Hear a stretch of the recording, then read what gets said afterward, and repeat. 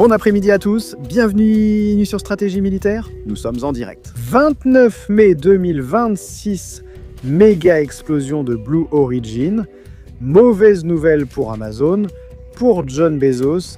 Jeff Bezos a maintenant un gros problème. Et Elon Musk qui est en train de fêter ça, mon Dieu, quel chaos il y a eu hier en Floride. C'est ce qui s'est approché le plus d'une explosion nucléaire au XXIe siècle. Les images que nous allons voir sont incroyables, ainsi que les informations que nous allons donner. Et ce qui s'est passé hier soir est plus grave que ce que nous pensions. Famille, vos likes, vos commentaires. Ceci est Stratégie Militaire, nous commençons.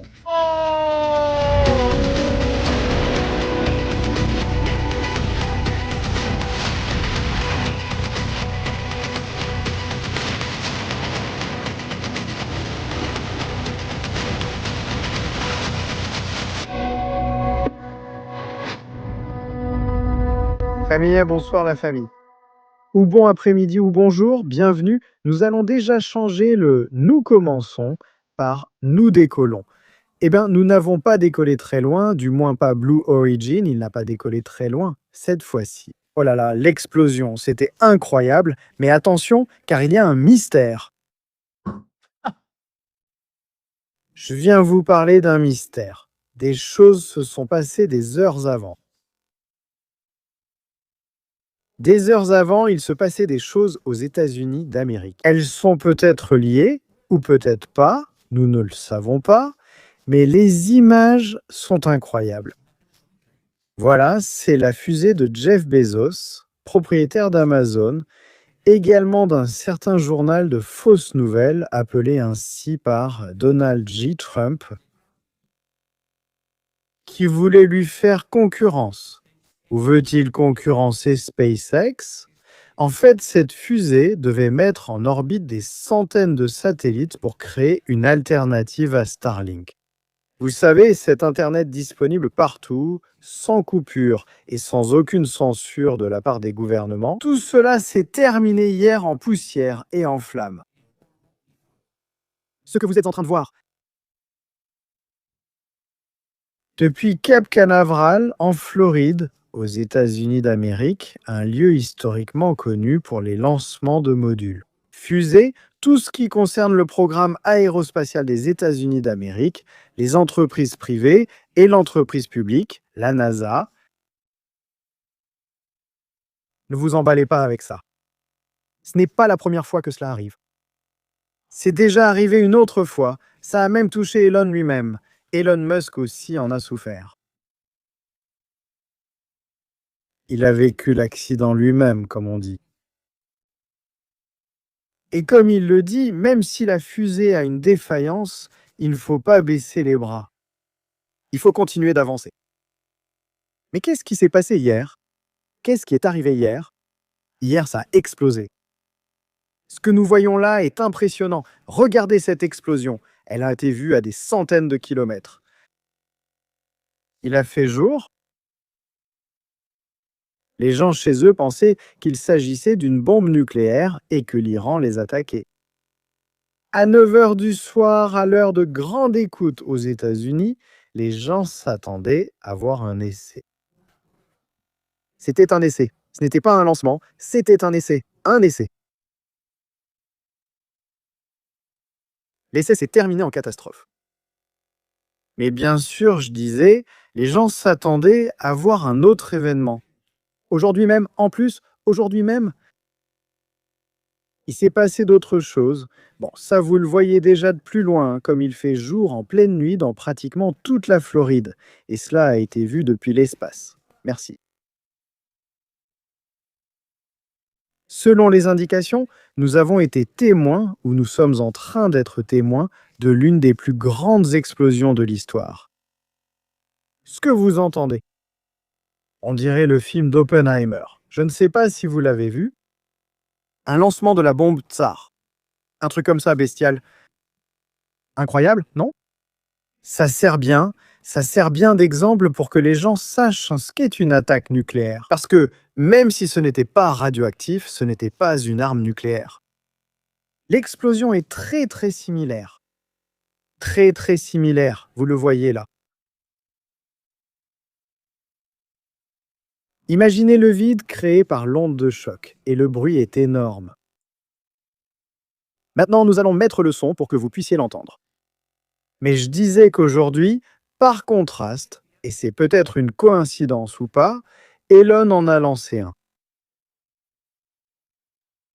Elon a lancé une fusée SpaceX pour mettre plus de satellites en orbite. Là, nous le voyons, aucun problème. C'est rire carrément au nez de Jeff Bezos. Avec tous les noms.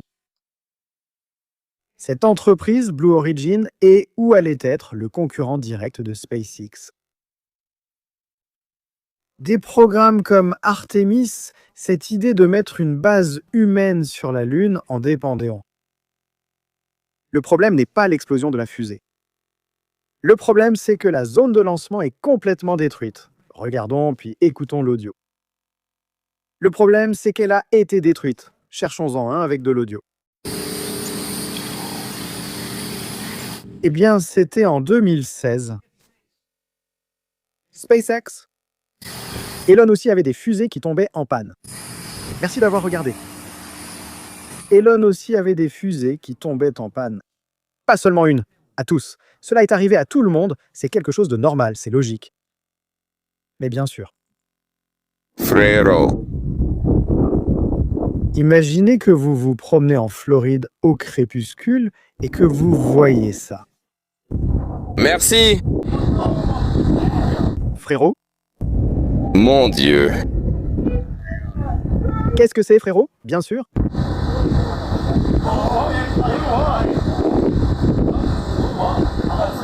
Ce n'est pas bon. Non. Non, non. Ce n'est pas bien, non. Non, tu sais ce que c'était? Ah, je l'enregistre, donc ça veut dire que je ne sais pas. Frérot. Une chose attire mon attention. Il y avait sûrement un orage. Regardez à gauche. Bro. Mon Dieu. C'est...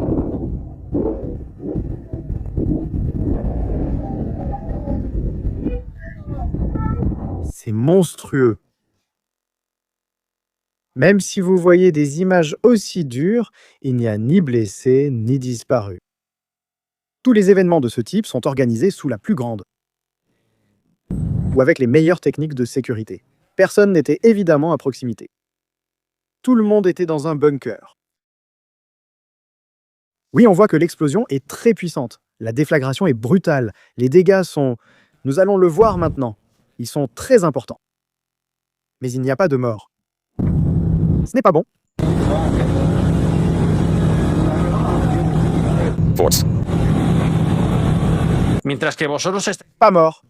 Ils voient l'explosion. L'explosion, l'onde de choc, elles sont très puissantes. Un Jaffer, je parle de la chance ridicule. Eh bien, ça doit être dur. Ça doit être à ce moment-là. Regarde ça. Regarde ça. Ouais. D'accord, alors, est-ce qu'on va par là? C'est comme s'il y avait des flashs là-bas. Et là, on entend boum, non? Ce bang supersonique compte l'essai. Il laisse... D'accord. J'ai commenté et j'ai dit.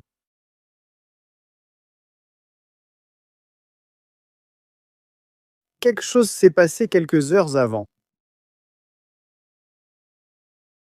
Mais je vais vous faire attendre un peu. Je veux vous souhaiter la bienvenue, famille, et Strategias Militar. Nous sommes en direct en ce moment même ici sur votre chaîne d'information sur des choses intéressantes qui se passent dans le monde. Aujourd'hui, on ne parle pas de guerre. Peut-être que plus tard, on parlera de guerre. On verra.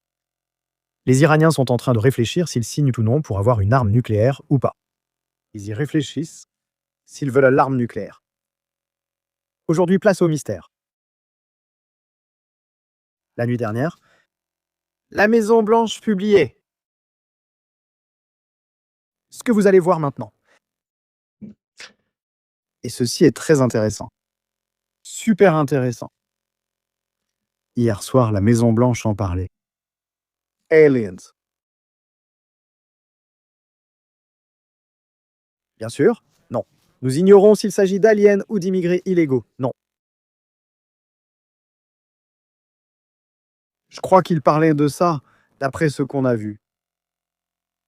Ou de quoi il parlait? Ils ont publié cette vidéo hier soir. C'est la page officielle de Maison-Blanche. Bien sûr, maintenant qu'on parle des ovnis et des extraterrestres, on ne sait plus ce qui est quoi. Écoutez.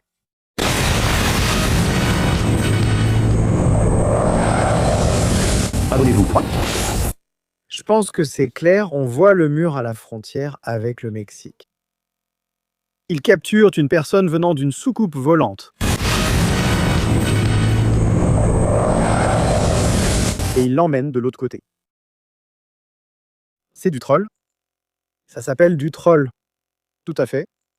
Ensuite aussi, cette même nuit, la nuit dernière, ils ont publié ceci. Vous allez le voir par ici. Le voilà. Typique des cercles de culture.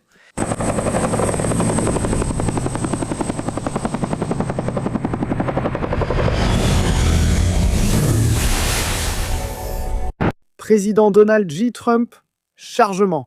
Chargement. Qu'est-ce qu'ils sont en train de charger? Qu'est-ce qu'ils étaient en train de charger? Bien. Quel est le lien avec l'histoire de la fusée et les événements de la nuit dernière? Nous allons maintenant ailleurs. L'après-midi de la fusée.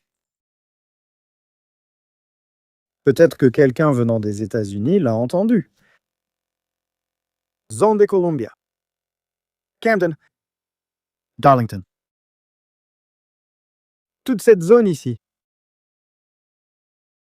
Merci. Dans la zone de la Caroline, on entend une explosion.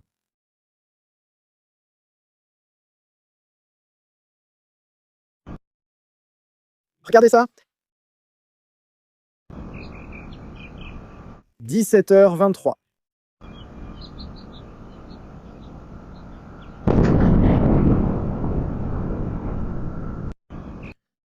Les systèmes de sismologie. Ils le détectent. Ils détectent.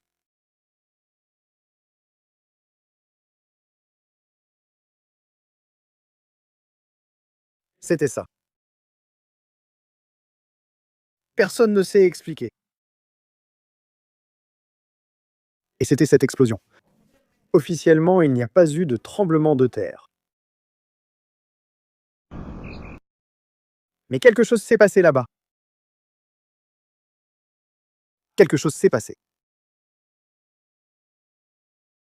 Alors, s'il n'y a pas eu de séisme, c'était quoi cette explosion? Il n'y a pas de communiqué officiel concernant l'explosion survenue quelques heures avant le lancement de Blue Origin. Mais elle a été vue ou entendue dans de nombreux endroits aux États-Unis d'Amérique. J'insiste, dans de nombreux endroits aux États-Unis d'Amérique. Nous avons une autre vidéo. C'est aussi le hangar d'un aéroport où l'on voit cela.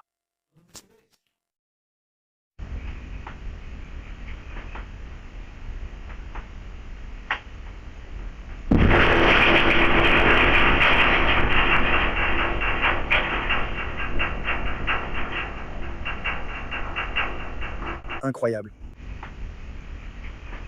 Bien sûr, ça sort d'où ou comment l'expliquer?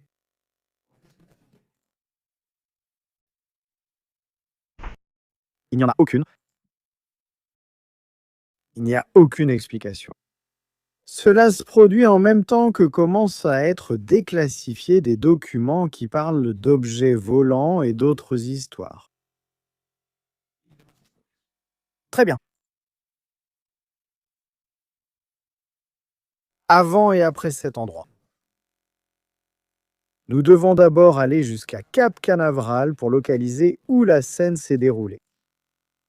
Le drame complet. Nous allons essayer de le chercher par ici. Ici.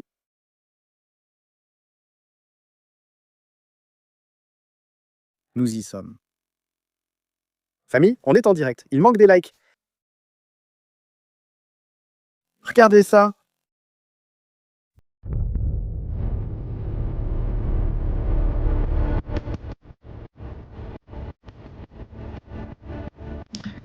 Satellite de la NASA. C'est à cet endroit que l'explosion se produit.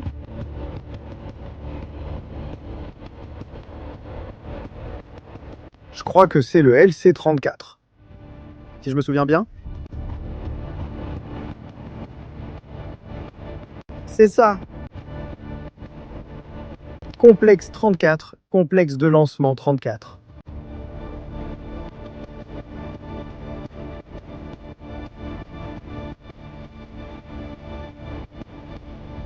Oh non, ce n'est pas celui-là. 36, complexe 36. 34 est désactivé 36. Celui que nous voyons ici.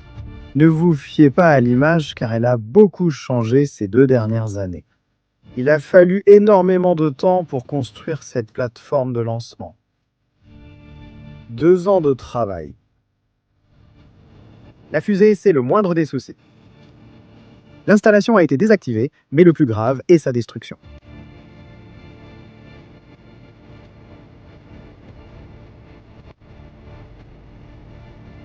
Cette plateforme de lancement est essentielle pour le projet Artemis. Installer une base permanente sur la Lune. Eh bien, elle n'existe plus. Des images, voici à quoi ressemble la zone maintenant.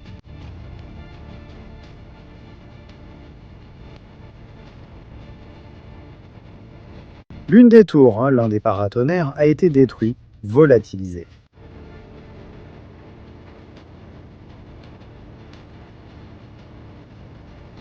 Dégâts structurels.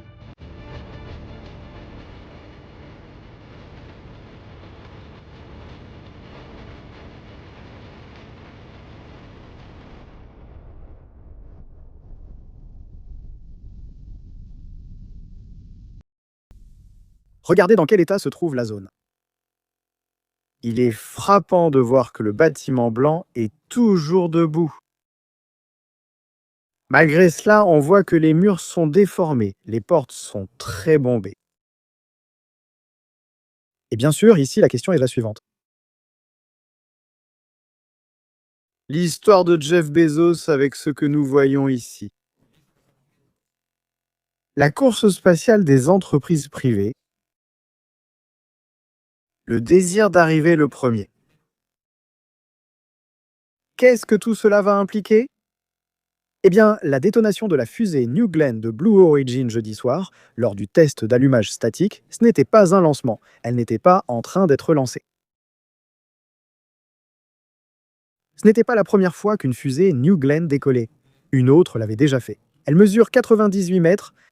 Nous allons regarder des images de ce qui s'est passé hier soir parce que je pense que c'est impressionnant et vous allez comprendre quelque chose qui, à mon avis, pourrait être derrière toute cette histoire. C'est impressionnant. Je vais vous lire et vous donner des informations par ici. Merci. Qu'est-ce que cela signifie ?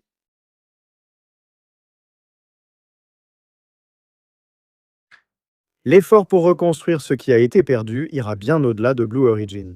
Cet échec au lancement sera dévastateur, non seulement pour Blue Origin, mais aussi pour la NASA et de larges secteurs de l'industrie aérospatiale américaine. Quelques cas.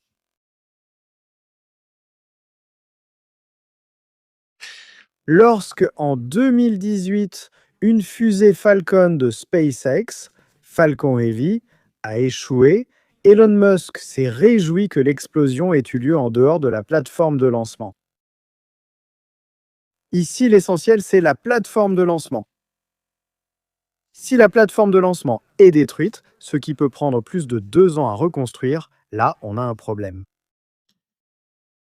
Selon des sources officielles liées à l'industrie, les dégâts sur la plateforme de lancement ont été graves. Des années et des centaines de millions de dollars ont été investis dans ces installations.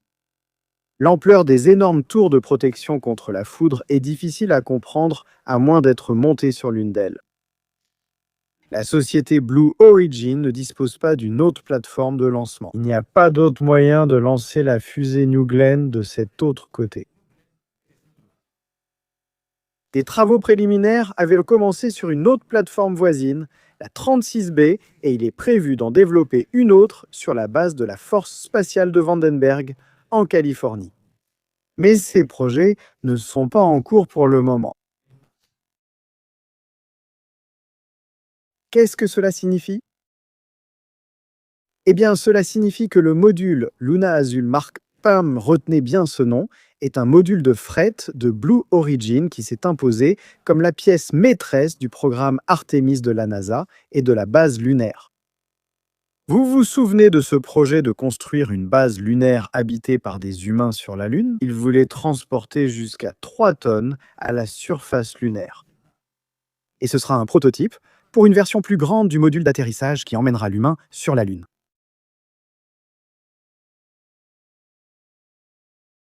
La mission ne peut plus être réalisée. À moins qu'ils ne fassent encore appel à Elon pour qu'ils utilisent le programme SpaceX et qu'ils le lancent de là-bas. Mais le programme avec lequel SpaceX peut lancer ce type de charge est également désactivé, donc il ne fonctionne pas. Nous continuons. Programme Artemis. En raison des problèmes de Mark Hulme, ce dont nous venons de parler, des retards importants vont se produire. Il sera nécessaire de restructurer les phases initiales du programme de la base lunaire. Les véhicules lunaires en cours de développement par Astrolab et Lunar Outpost, par exemple, ont une masse d'environ 1 tonne. Seul le Mark Capri et le Starship de X disposant d'une capacité de chargement, ce qui signifie qu'à présent, Elon va avoir tout le pouvoir sur le programme spatial futur des États-Unis d'Amérique. Parfait. Rien de plus, rien de moins. Ah, ça. Et si quelqu'un ne voulait pas que ça réussisse? Et s'il y avait un certain intérêt à ce que la mission n'aille pas de l'avant? Merci. Lors d'un essai statique, l'explosion survient alors que tous les systèmes étaient censés être vérifiés. C'est un peu surprenant. Je ne sais pas ce que vous en pensez. Mais la vérité, c'est que c'est vraiment assez surprenant. Maintenant, le lendemain, Elon lance une fusée. Je ne sais pas à quoi vous pensez maintenant. Est-ce que cela profite à Elon? Oui. Cela profite énormément à Starlink, aussi parce qu'il n'aura pas de concurrence. Amazon Leo allait être la concurrence.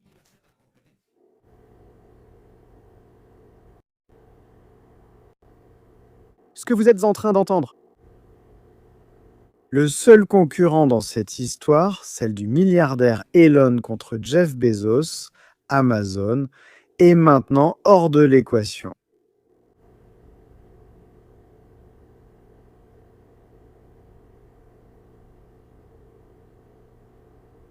Maintenant, Donald Trump doit appeler Elon.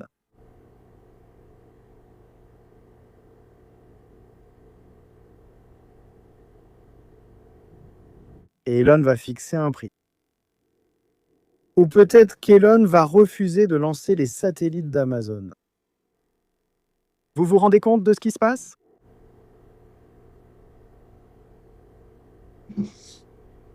Je ne sais pas. Nous sommes face à une situation dans laquelle nous sommes à la merci d'une entreprise privée comme SpaceX qui décide de faire ce qu'elle veut.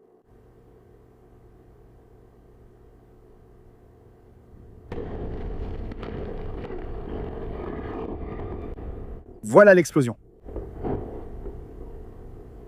C'est passionnant. Je veux voir vos messages, vos commentaires. J'aimerais voir vos commentaires ici dans le chat. Merci Lizzie pour ce super chat que tu nous as laissé ici. Mais ceci, c'est un revers. Il y a un programme à respecter. Il y a des chiffres, des contrats signés de milliards de dollars qui vont maintenant devoir être annulés. Ils ne pourront pas être réalisés.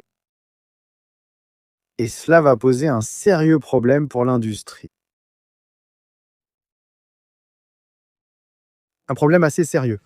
Et Y a-t-il eu une déclaration d'Elon? Non. Non.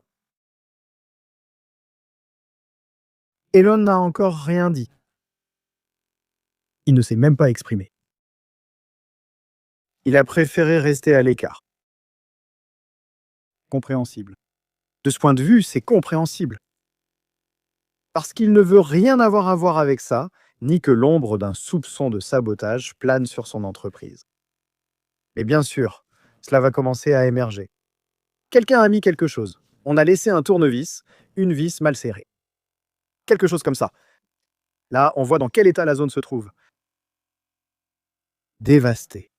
La tour principale de lancement est endommagée. Il faudra la démonter entièrement, la réparer et la remonter. Les paratonnerres devront être remontés. Nous parlons de plusieurs années de travail. Le prochain lancement prévu dans cette zone est en septembre 2027. C'est trop loin pour les délais fixés par la NASA pour atteindre l'espace. Vers la Lune. Dans ce cas. Et maintenant, on pourrait inclure la théorie, et s'il y avait une entité qui ne veut pas que nous y arrivions? Et s'il y a quelqu'un qui ne veut pas? Que l'être humain parvienne à installer une base sur la Lune.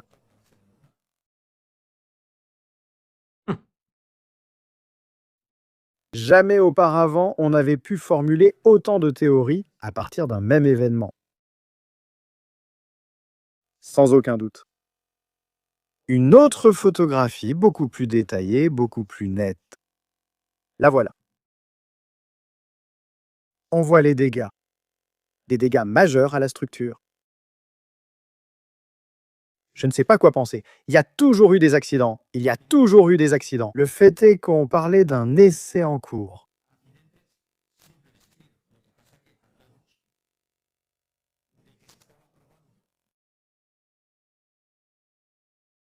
L'allumage de ce moteur sur une plateforme conçue comme essentielle pour le programme spatial des États-Unis d'Amérique.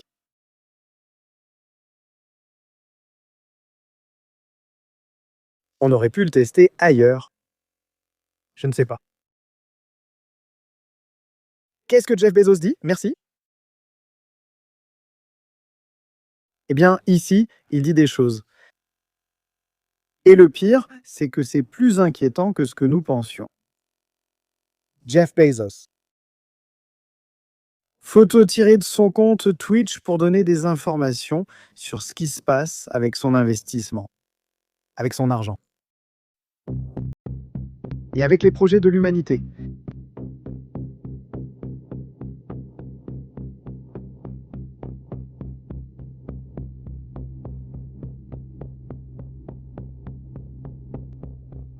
Tout le personnel a été localisé et est en sécurité. Il est trop tôt pour connaître la cause profonde, mais nous la recherchons déjà. Journée difficile, mais si nécessaire, nous reconstruirons et nous volerons à nouveau. Ça en vaut la peine. Jeff Bezos.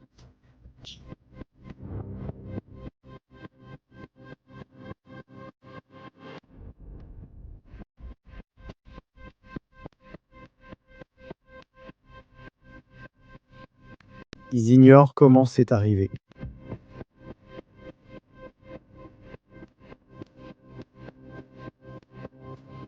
Ils ne savent pas encore pourquoi ça a échoué. Même les systèmes de surveillance ne savent pas ce qui s'est passé.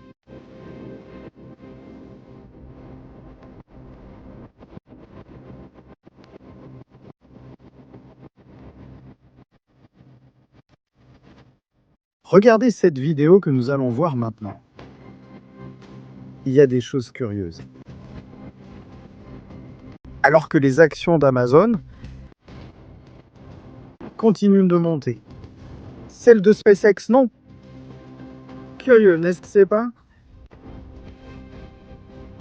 Des années à construire des satellites pour le réseau Internet d'Amazon. Et tout part en vrille.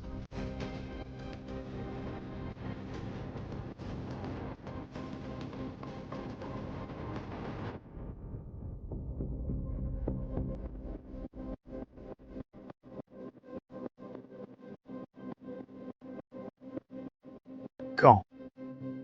Pour Jeff Bezos, quelque chose lui a coûté plus cher que le divorce. Quelque chose de plus cher que le divorce. Non, c'est que ces choses-là.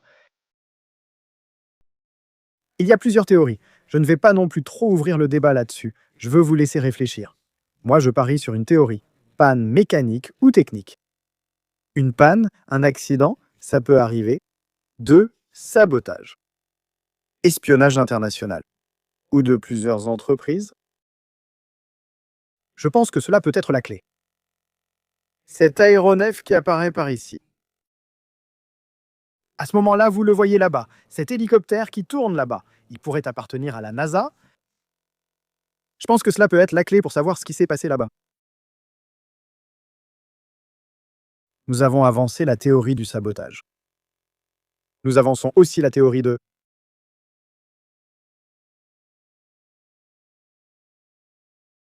Il y a quelqu'un. Quelqu'un refuse que nous allions ou construisions une base sur la Lune. C'est possible. Ici, chacun mise sur ce qu'il pense être le plus approprié. Sur ce qu'il pense être le plus approprié. Moi, je miserai. 2 options. Une.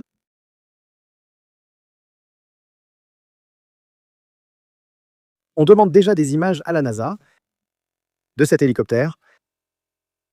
On est en train de demander. Hier soir, il y avait un hélicoptère. Nous mettrons l'image ici. De quoi précisément? Il y a des images rapprochées. Je miserai sur une panne ou un sabotage. Rien de plus. L'histoire des ovnis ou d'une lumière qui aurait fait quelque chose, un truc bizarre.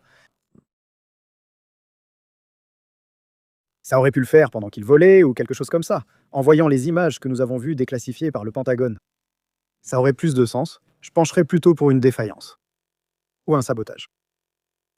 Défaillance technique, cela peut arriver. Ça peut arriver. Ça arrive d'ailleurs. C'est déjà arrivé et ça continuera d'arriver. Mais c'est un revers. C'est un revers très grave. Parce qu'il y a beaucoup de projets en cours. En ce moment. Qui restent paralysés. Je me concentrerai davantage sur l'enquête autour de cet autre événement. Celui que nous avons vu au début.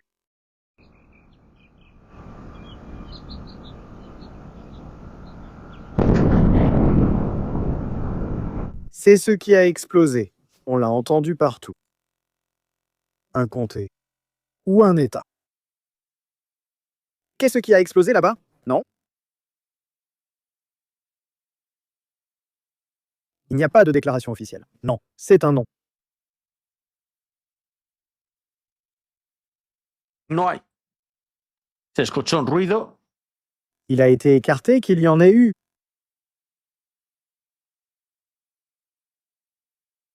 Une sorte de tremblement de terre. Ce sont des images de l'aéroport de Columbia.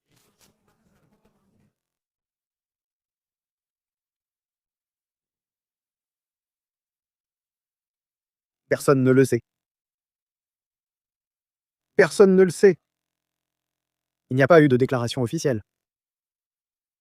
C'est même passé aux infos. On l'a ressenti à 100 miles à la ronde. Certains disent qu'une météorite est peut-être tombée. On ne sait pas. Caroline du Sud.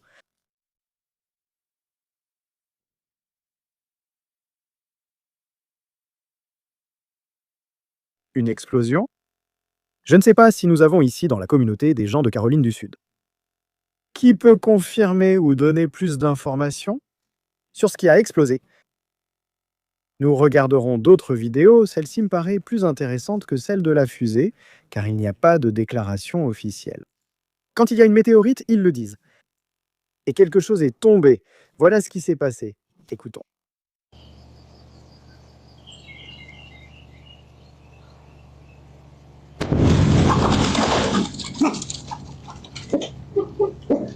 Les jardinières ne sont pas contentes.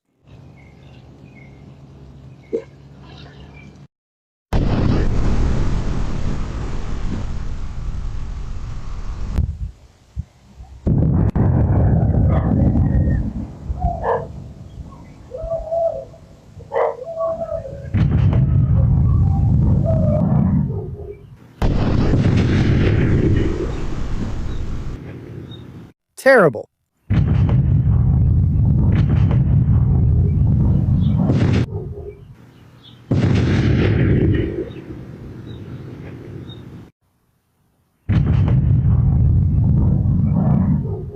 Bien sûr, un bruit sec. C'était peut-être dans l'air. Personne n'a dit qu'une météorite était entrée. Qu'il y avait dû une sorte d'entrée de météorite, non? Une onde de choc. Il parle de mystère en Caroline du Sud. Une onde de choc à 17h24. Les jardins sont devenus fous. Complètement fous. On a pensé à une centrale nucléaire. Il y a eu des moments de panique. Les informations commencent déjà à dire des bêtises. Cela a été capté par une station météorologique. Des données existent déjà à ce sujet. Le soir, il se passe ensuite autre chose. D'accord. Qui c'est? Qui c'est? Quelque chose se passe en Floride et en Caroline du Sud. Qu'est-ce que ça peut être? Qu'est-ce que... Les caméras de sonnette. C'est une nouvelle technologie. Quand quelqu'un sonne à l'interphone, elles l'ont capté.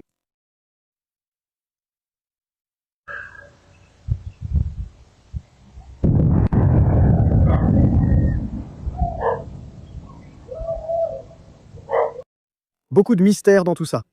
Beaucoup de mystères dans toute cette histoire. Famille. Super chat de lumière. Stratégie. Andé, il y a un plan pour brûler le pays. Si la gauche, c'est la Russie, l'Espagne, Cuba, selon l'administration, le renseignement, nous avons besoin de toi. Ils ont tout infiltré. Je ne comprends pas ton message. Stratégie en attente de... Colombie.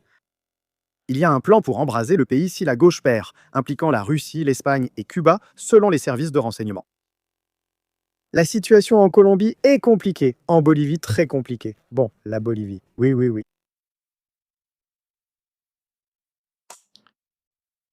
Et Ce n'est pas le sujet de l'émission, mais je suis quelqu'un qui aime parler de tout, et je profite de chaque occasion pour tout raconter. Et j'ai un cadeau pour vous. J'ai un cadeau d'Evo Morales pour vous. Je ne sais pas si on pourrait l'envoyer sur la Lune pour y installer une base. Mais Evo Morales, non, il n'a pas passé un bon moment. Il est un peu nerveux. C'est ça le retard national. C'est le capitalisme. C'est l'empire. Ce sont les armées. Pour cette vision-là, on peut s'attendre à ce qu'un avis soit publié. En ce qui concerne l'enregistrement de cet avis, c'est un échec. Est-ce que ça bouge? Bouge? Je vous mets dans le contexte. Evo Morales donnait une conférence en ligne. Très classe, lui caché. Et la police a commencé à arriver. Pas très à sa place, monsieur. Un ruban qui va comme ça. C'est la 5 police? Oui, le ruban va. Santelouz, êtes-vous prêt à localiser? Oui. Il y a des policiers ici derrière. Ils encerclent l'Océania. Des policiers.